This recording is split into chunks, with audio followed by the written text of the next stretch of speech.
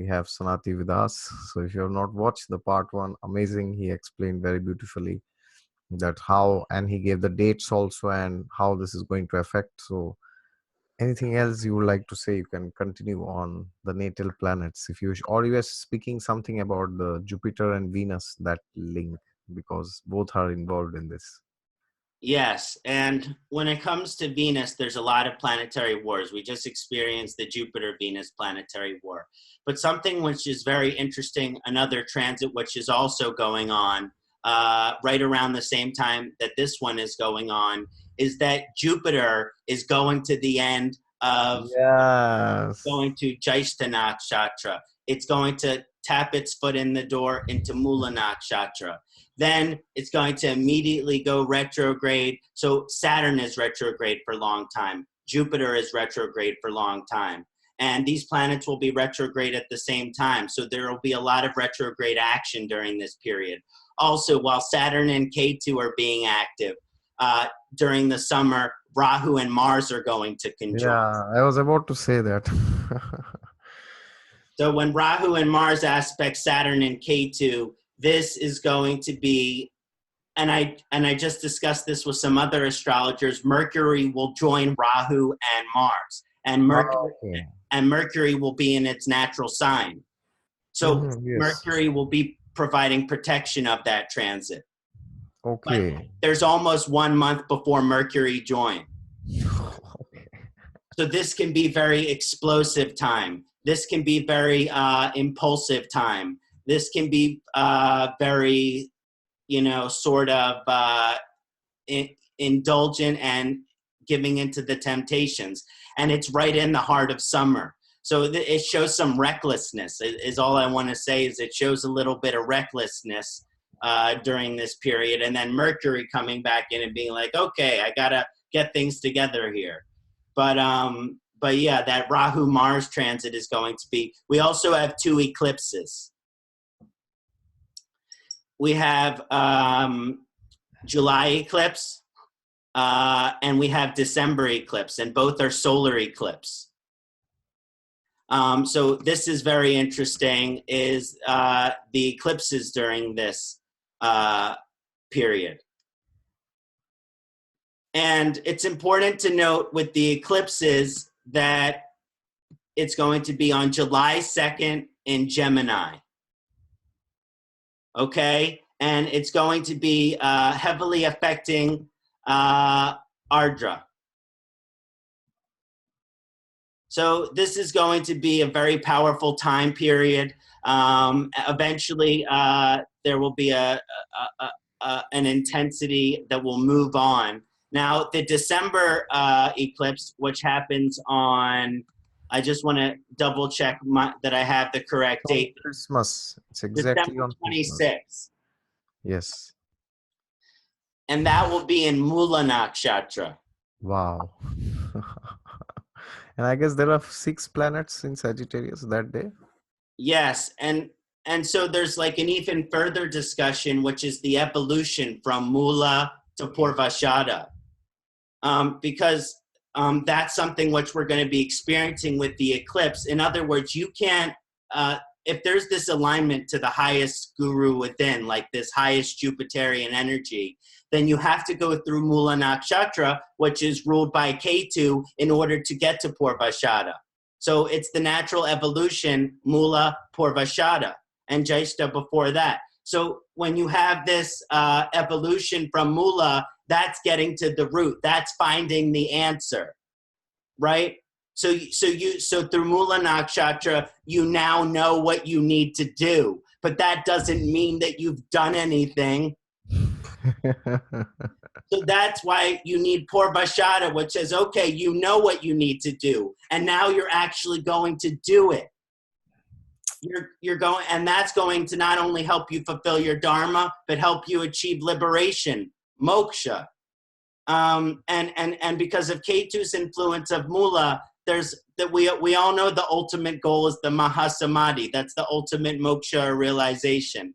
But we're human beings here, so we're still afraid to die. So it's not time to think in this such a esoteric way. when we're thinking about this transit, because yes, maybe we can achieve Mahasamadhi, probably not.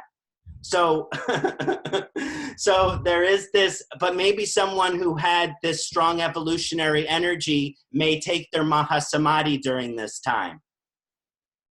They say that the Gemini Sagittarius, the Moola Ardra axis, is the site of Kundalini. It's the site of the universe. It's the sometimes called the center of the galaxy or the center of the universe. Yes, galactic center. That's where all the prana is. That's where all the energy is. That's where all the Shakti is. That's where all the Kundalini is.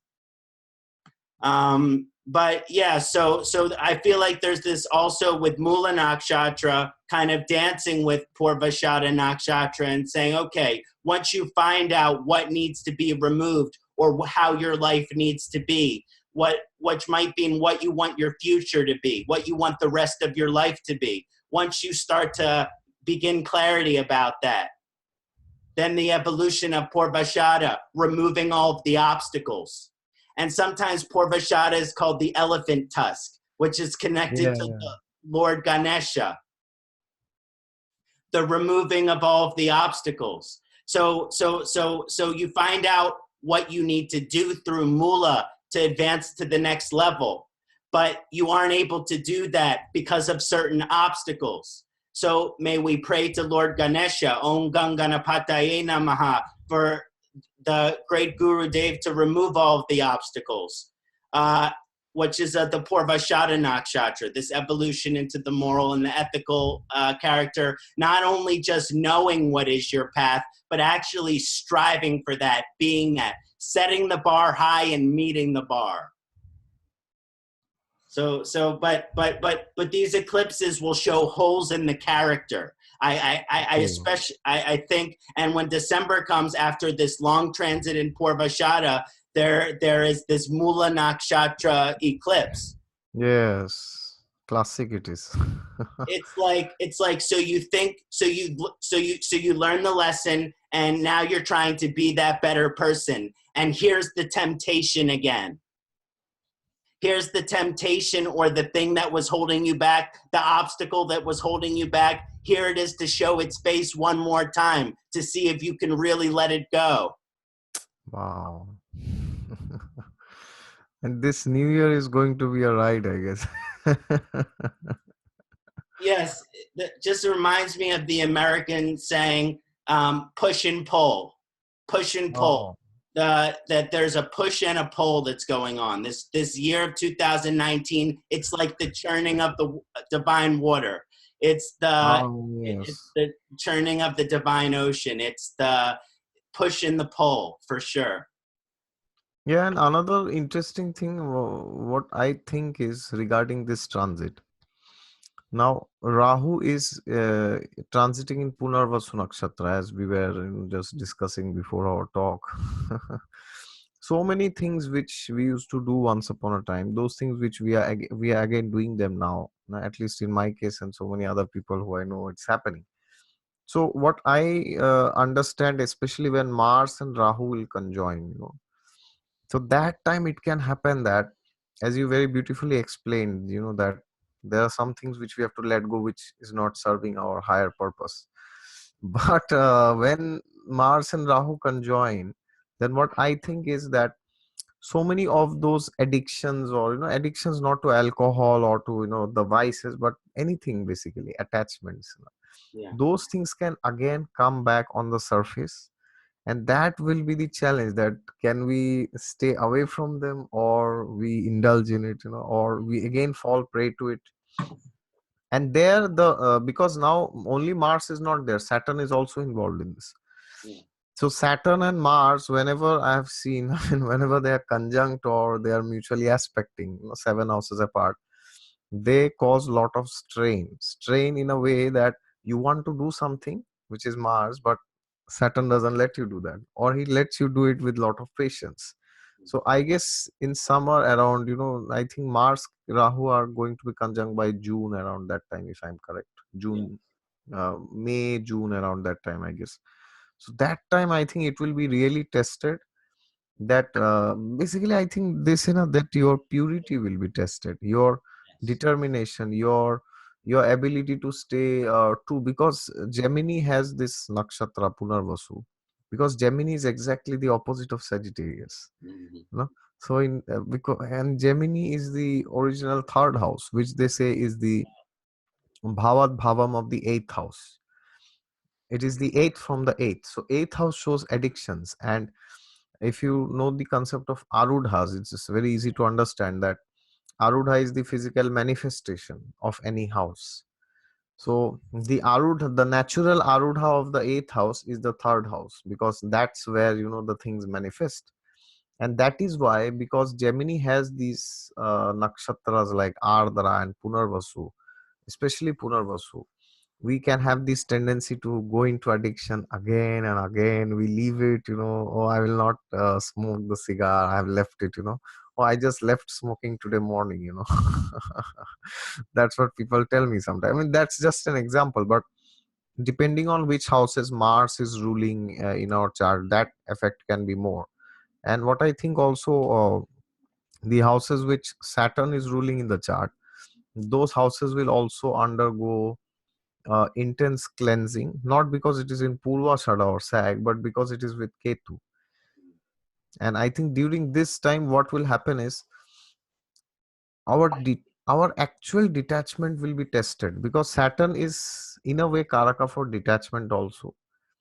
It's like saying that you work hard, but then you let the results come of its own accord. As Krishna says in the Gita that don't focus on the results, Arjuna, you focus on the actions. You can only do your actions, you cannot get the results. I give you the results, you don't. Yeah. So Ketu can, I think, related to the houses, depending on your ascendant where Saturn is ruling. And for the newcomers and beginners, Saturn rules number 10 and 11, Capricorn and Aquarius.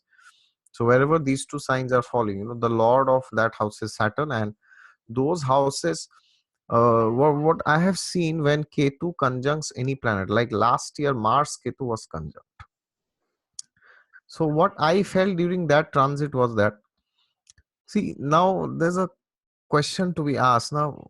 Okay, your dasha is there, Venus, Jupiter, Saturn, whatever your dasha is there, keep the dasha aside for some time.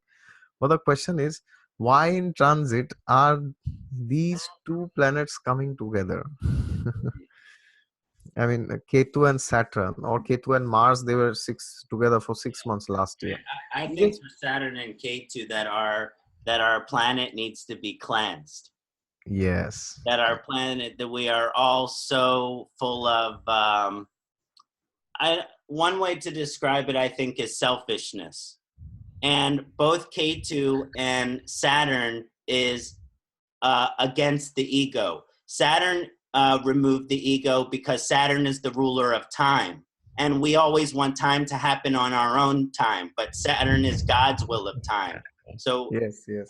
and Ketu remove our ego by actually removing ahankar, removing the separative identity. There is the removal, the separation of the I, the separation of the I am. So this energy is very purifying. It's like I feel like the divine source is trying to purify us, and it has been some time since we've been purified like this. And one thing that I think is very interesting, which I discussed in the Transit Summit, there's been some mention of during the Rahu Mars Saturn Ketu, the potential of terrorism. Oh, okay. This has been mentioned as a possibility. Another thing which I thought was interesting to mention is that Rahu and Mercury are transiting Gemini, which both of the nakshatras, and Gemini is to do with technology. And one thing that you see building in our society is addiction to technology. As a whole society, we are addicted to our phones. Every comedian likes to joke about it, but the truth is that the addiction is very sad.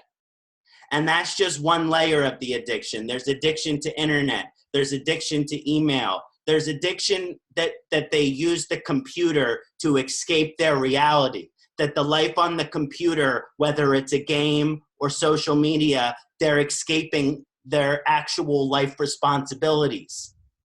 So I agree 100% with what you're saying, and I think there's going to be some purification or cleansing from our addiction to technology, or I would like to think that. And this is coming from a Rahu guy who loves to use technology, but I also see that as a humanity, we are falling victim to this dependency and addiction on technology, which is not the positive or the beneficial side. So I think there needs to be some cleansing with our relationship with technology as well.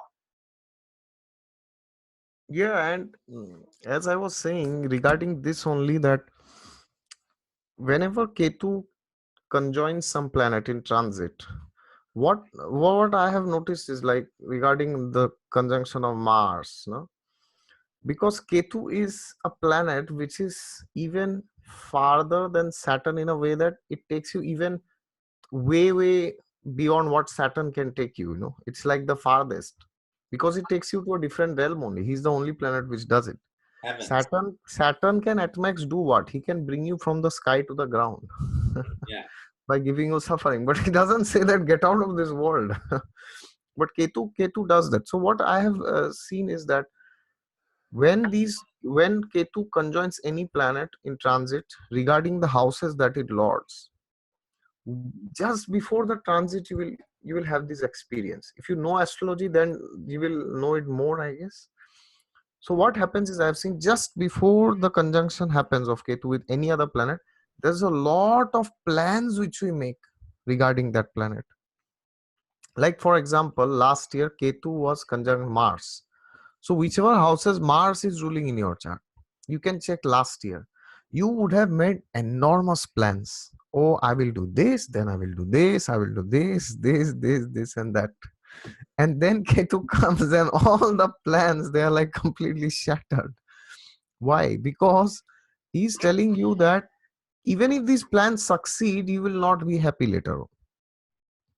Even if you get what you want, like there are many places where they say that there's a saying, operation is successful but the patient is dead. That you did something so nice but the end result was not achieved. So Ketu wants to teach us that lesson, that suppose now Saturn Ketu is conjunct, so whichever houses Saturn rules in the chart.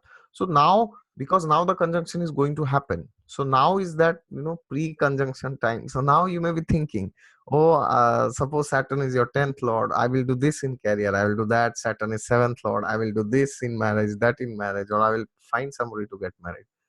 But when Ketu will conjoin, then you will start feeling as maybe none of my plans are working, depending on what dasha you are running through.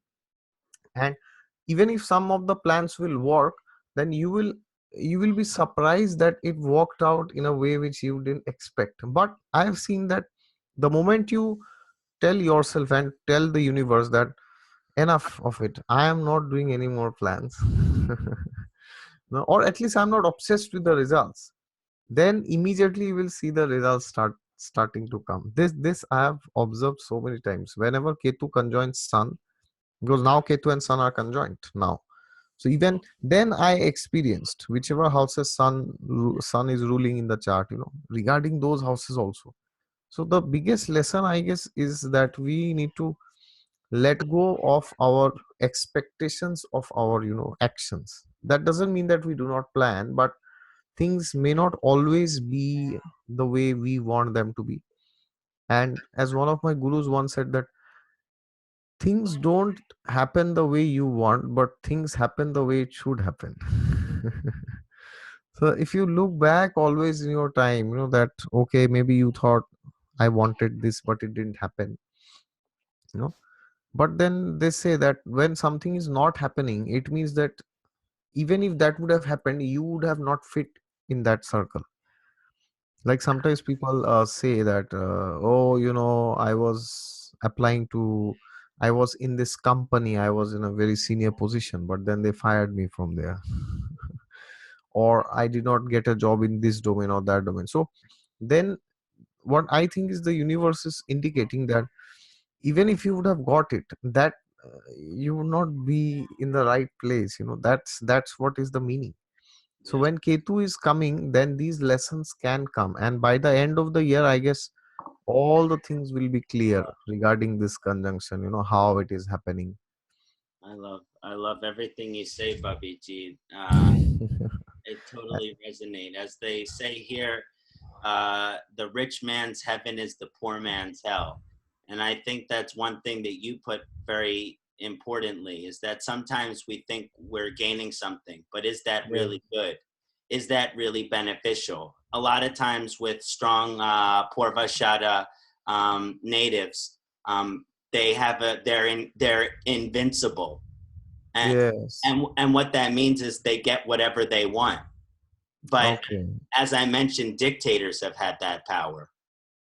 So there is this invincible, unconquerable energy, um, which is being activated. So there is definitely this energy of the person may be getting what they've desired, but as you mentioned, not when or how they thought they were going to get it, because K2 is the remover of kama, is the remover of desire. Damarta kama moksha. So after kama is moksha, which means what you said is plans. So our desires is also our plans. And so K2 is here to say, okay, whatever is God's will for you, that will be thrown upon you, and this will be all the splendor and blessings that is your karma to receive. But that does not include what you want.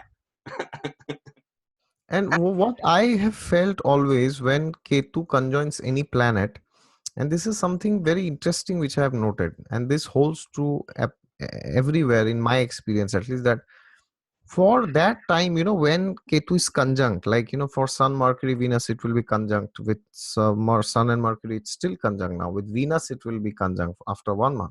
So how I see those conjunctions as that, for that period of time, for these planets, 1 month, and for Saturn maybe this year, it is as if that planet has disappeared from your life. Because Ketu will take it's like saying Ketu is taking that planet out of the material world. So now what happens is, you have all these plans regarding to that planet, and then suddenly you open the door one day and then it says, oh, you thought you were going to have a board meeting with 20 CEOs tomorrow morning? Oh, but there's no company. I mean, that was a dream which you were having. So whenever Ketu conjuncts any planet in transit, I have seen, till that time of conjunction, it is a great time for us to be realistic in assessing what will happen in our life if one day that thing is taken away from us completely. So for example, somebody is a Leo ascendant, for example. So now Saturn is ruling which houses for Leo? It's primarily ruling the 7th and the 6th houses. So 7th house has Aquarius, which is the Mool Trikon sign. So for the Leos, they can have this feeling that what life can be without a relationship sometimes, because Ketu is the ultimate significator of, it's the significator of moksha, and moksha at a preliminary level is, things are taken away from you or you go away from them, either ways. So this does not mean that if Saturn is ruling your 7th, like for Leo and Cancer, that you will have some separation or something. I'm not saying that. What I'm saying is, you can get an experience of what is it like to stay without the 7th house. Because one day, there will be one day in your life when none of the houses will exist. All the houses are going to dissolve, and then the 8th house will get active. And that is why they say that Ketu rules Scorpio, because when that house gets activated, no other house can sustain. And that's the funny thing, that the planet which rules the Lagna, Mars, also rules the 8th house. So when you are dying, what is happening actually? Just the body is changing. The Atma is not changing. The 5th house is not changing. You are primarily the Atma. The Lagna is the body. That is not changing. But the body is definitely dissolving, and you are getting a new body. So these transits are amazing times to see that, what if once upon a time these things are not there at all completely in my life, then will I be able to survive in this world? can I stay in this world? Can I be happy without those things? If the answer is no, then these transits I've seen posing difficulty and challenges. And that is why they say that Ketu is a malefic, although it is actually a great benefic in that sense, because most of the times when we are in this material world, we want everything. We want the second house, we should have good food, family, third house, fourth house, we want a great car, we want great children, great marriage. So there is probably no house in the horoscope which we do not want. And when the idea that we have to live without that house can be very challenging at times. So this is why they say that Ketu is a malefic. But in that case, for spirituality, I have seen it can do wonders for you. So that's like a vacuum. When Ketu conjoins a planet in transit, I've seen it's like those two houses or that house which that planet rules gets nullified. Nullified means Yeah. now you have to fill in that vacuum. But the question is, how do you do that? You can only do using spiritual practices. Yeah. Yeah. And especially when Ketu is conjunct for such long time, it's highly essential. And I would suggest whoever is seeing, and many people have asked me for mantras also regarding this transit. So I would say you can chant the Vaman Avatar's mantra, Om Namo Bhagavate Shri Vamanaya. That you can chant because it's in Sagittarius.